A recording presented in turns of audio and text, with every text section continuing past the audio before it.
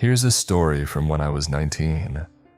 It doesn't usually stick in my memory as a scary moment, but whenever I stay in a caravan and the lights start going off, it all comes flooding back. For some context, my older brother, as much as I love him and owe him, see my first story, can be a bit of a dipstick. He's one of those people who goes through life on instinct, but the problem is his instincts are usually terrible, and they get him into lots of scrapes.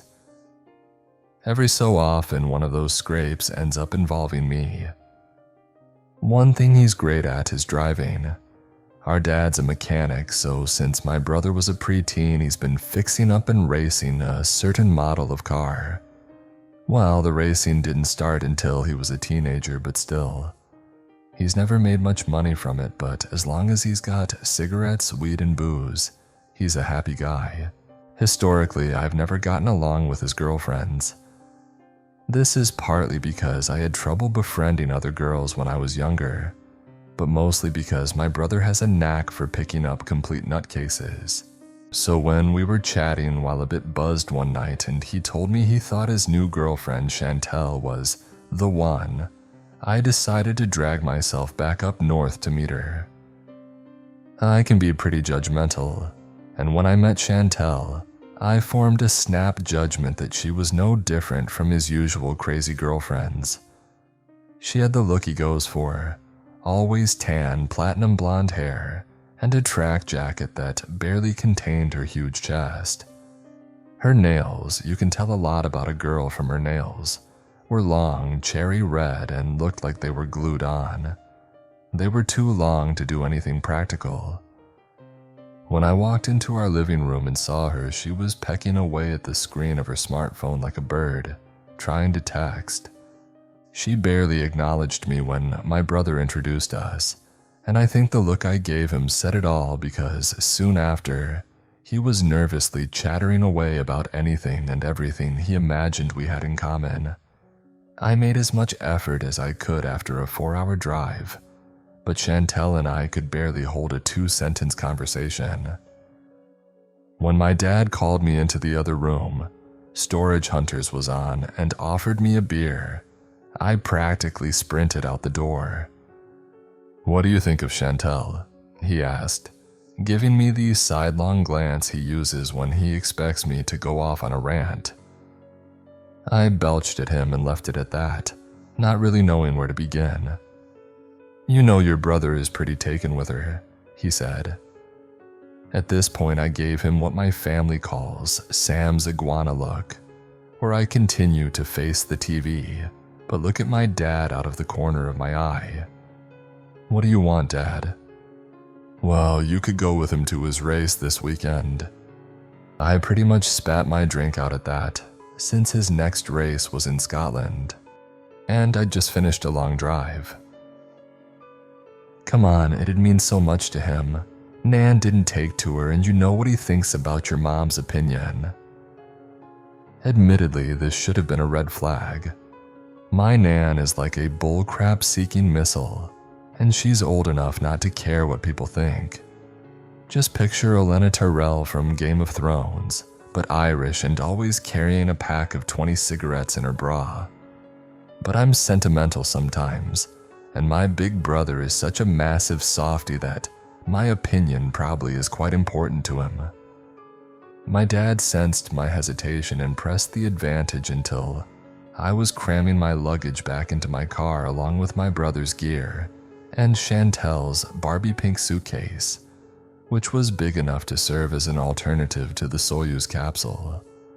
I'd like to point out that it later emerged the reason my dad wanted me to go so badly was because he had a lady friend coming round and wanted to get lucky. Thanks, Dad. Anyway, we made the trip up. My brother led the way while I followed in my battered old Golf, making painfully awkward small talk with Chantel in the passenger seat as she pecked away at her phone. The first 2 hours were pure hell, but eventually we started to talk a little more. When I mentioned that I'd recently been dumped by my boyfriend, she actually turned off her screen and consoled me. She made me feel better by putting some music on, and we bonded over a shared love of McFly and Busted. By the time we got to my brother's friend's place in Scotland, we were getting on really well. The place we were staying at was one of those fixed caravan sites. I believe they're called trailer parks in the US. It was a little dingy, especially since the holiday season was mostly over, and people were leaving before the site closed for the winter. But at the same time, the setting was beautiful. We got set up inside. My brother and Chantel would get the bed, and I would get to hear them having sex from the converted sofa. Since light was fading and Chantel was complaining about not having 3G, my brother decided to take her to poker night at the local pub. I stayed at the caravan because I knew I'd get separated from the others, and probably cornered for some awkward conversation with a pervy old man if I went. They hadn't been gone for much more than an hour when Chantel started texting me. The penny dropped at this point that this was her thing. I don't know if it's FOMO or just being bored, but I figured that at any given time she was probably texting 4 or 5 people. I didn't mind.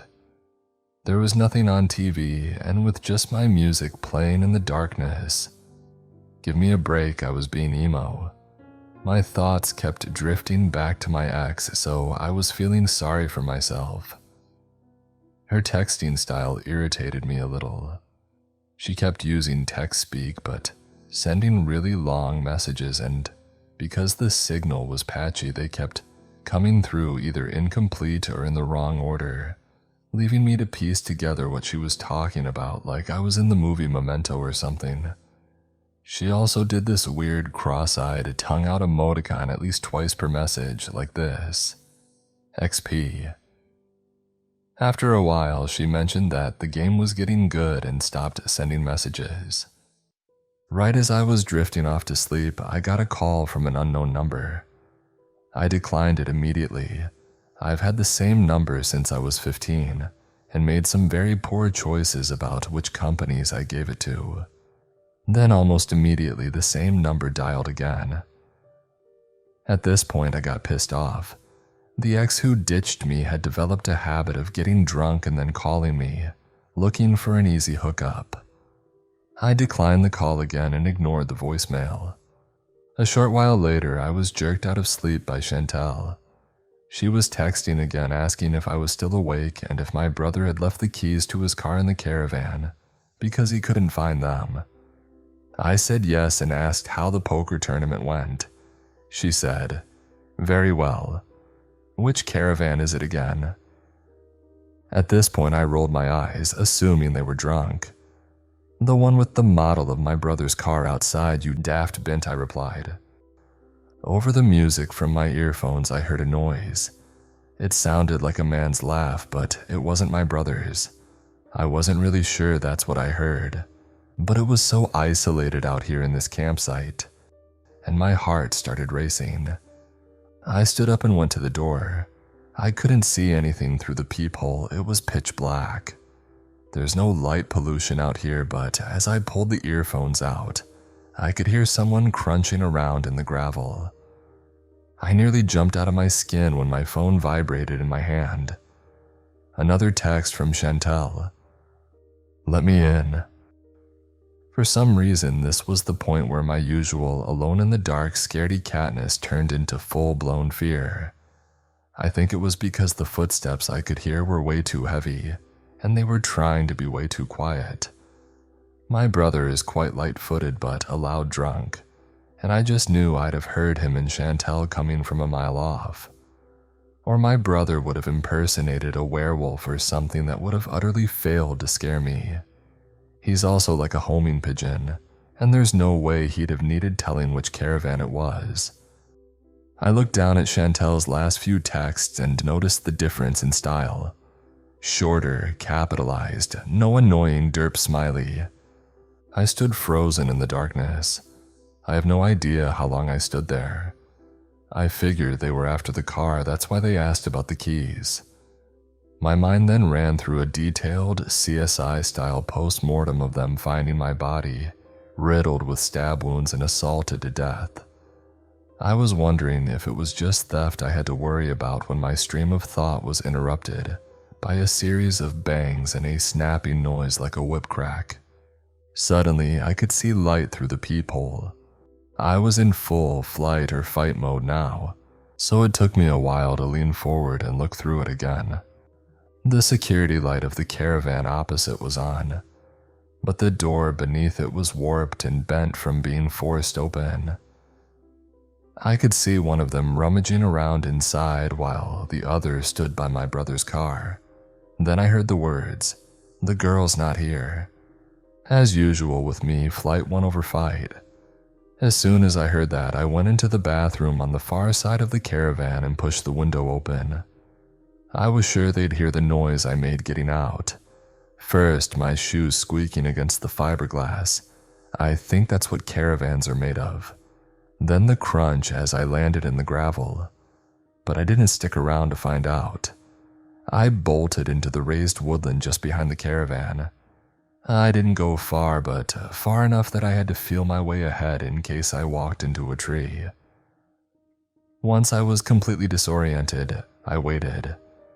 I waited there for a long time until I heard the crash of another door being broken, and no more than a minute later the sound of screeching tires. I didn't come out until I heard my brother calling for me. Even then I waited until I could see that they were alone. I nearly throttled him when Chantel told me he had been bragging all night about how he was going to use his poker winnings to buy new brakes for the car he raced. Being the doting older brother, he was absolutely livid that I'd stood by while his car was stolen and hadn't taken his keys with me for a fun little game of cat and mouse with some criminals in the woods. I have no idea how I got mentioned at this poker night, but I'm very glad my brother's now wife texts like a child on morphine, and that my scumbag ex dumped me so I could mope in the dark. I wish I could say this was the first and last time my brother nearly got me killed, but it's not. More to follow one day if I can be bothered. Thanks for reading. So this actually happened about 2 hours ago. I'm 26 years old, and my boyfriend is 36. We decided to go to a store to get some sunflower seed oil. We have to drive 45 minutes to get it, going through a rough part of the city, but it's the only European store that has the exact brand I grew up with. My family and I are from Ukraine, but we live in the US. It's tough finding authentic places that have exactly what we used to have, and this is the only store I found that has it down to the exact brand.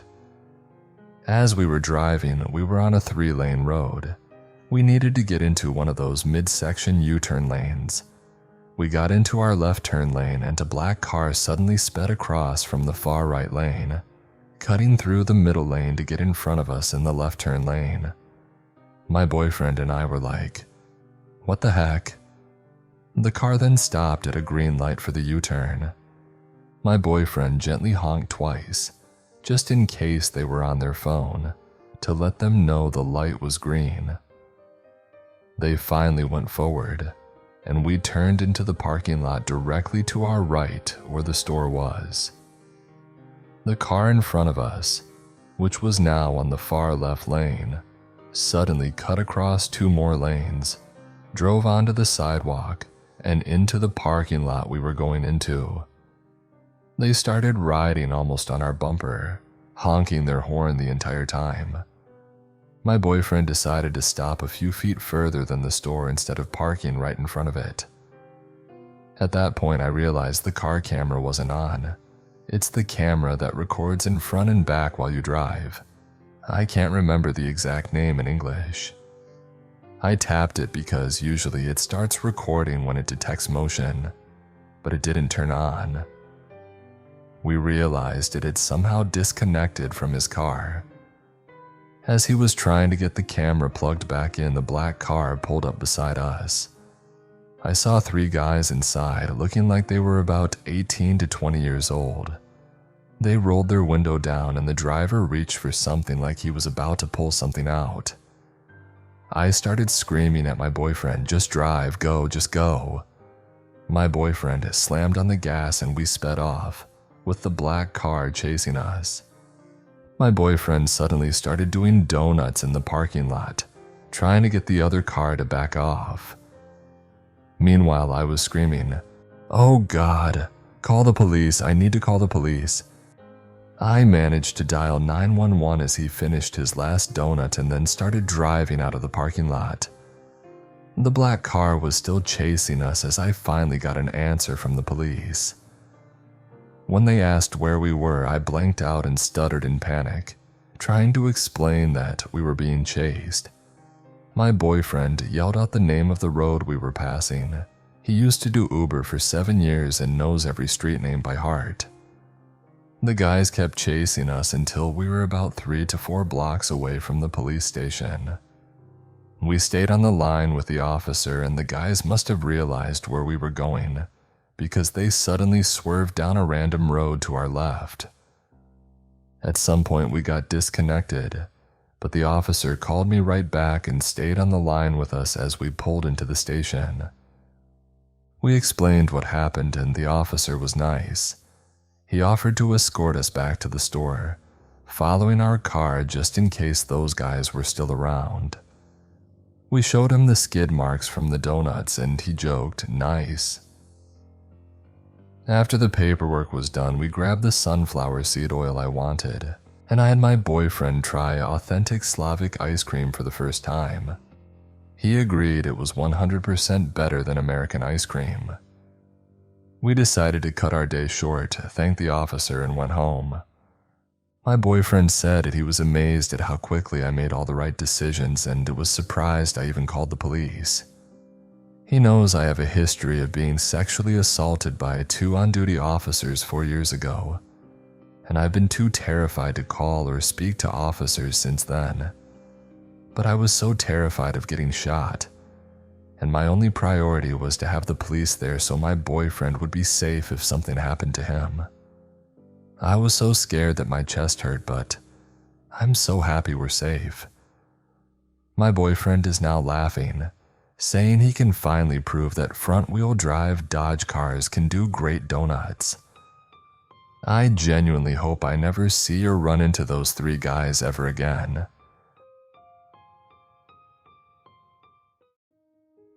A few years ago, when I was about 19, I got a job at a hot dog shop with a name that had a bit of a phallic pun. It was located in a somewhat shady area, but it was pretty well known and had some fantastically dark local lore. There were rumors that the hot dogs were made out of horse meat, that the whole operation was a front for something less savory, or that we had been closed by the health inspector and reopened illegally. But despite all that, people kept coming back for our delicious hot dogs. I soon discovered that none of those rumors were even remotely true, but it was fun to gossip about them. We'd often give customers ambiguous answers to fuel their wide-eyed, morbid curiosities. I quickly got used to the quirky characters that would come by. Some older gentlemen were rumored to be involved with organized crime. The occasional nightclub owner, tourists, and many homeless and mentally ill people who we would provide food for as well. The community was diverse and sometimes dangerous, but people looked after each other. One shift in the early hours of the morning, I was working the register when a man came in. He had long dark hair and thick stubble, covering most of the lower half of his face. The shop was busy and he ordered, stepped to the side and kept chatting with me while other people ordered. I was used to this. In an area with a lot of nightlife, you get pretty comfortable with drunk ramblings and people hitting on you through slurred speech. I felt okay as long as I was on the other side of the counter. About halfway through, after telling me his thoughts about all the other men in the shop being posers, but before he started telling me how beautiful I was, the man mentioned that he was a chef at a nearby restaurant. Like I said, people look after each other here, so I was reassured, but I gave him a fake name just to be safe. I started seeing him often. It wasn't uncommon to have regulars, some even on a first-name basis. But when my coworkers told me he had come looking for me, asking about me when I wasn't there, I started to feel uneasy. Every time I saw him, he seemed to be more intoxicated than the last. He would walk in and say, "Hey beautiful," or "Hey pretty girl," so casually as though it was really my name. It made me feel sick to my stomach every time. One night at 2 in the morning, I finished my shift only to step out onto the sidewalk and see him there on the other side of the road, waving at me coyly. I tried not to think about how long he might have been there, watching me through the shop's large neon sign-cluttered windows. My manager walked me to my car that night. Not too long after that, it was a Saturday night and the shop was packed. Anyone who has worked in hospitality knows exactly what I'm talking about. There was a 40-minute wait for French fries. The tiny shop floor was crowded with people who had rolled out of any one of the nearby nightclubs, drug-addled and starving. The 3 a.m. rush. A big, bulky man in his mid to late 20s started getting in my face. He had ordered fries and had been waiting for 30 minutes. I kept apologizing, but that just made him angrier. I was desperately trying to plan an escape from my position against the back wall, behind the counter to the front door where I could get a club bouncer's attention and have them come over and sort this guy out. There was no hope. The store was too crowded. That's when I heard a sloppy but familiar voice. "Leave her alone." My stalker emerged from the crowd. He was only about 5'5", but he confronted the massive man and they started fighting. Luckily, the commotion caught the eye of a bouncer who ran in and swiftly de-escalated the situation. Shortly after that, I got a more stable job offer elsewhere and moved on. But to my hot dog shop stalker, thanks but no thanks.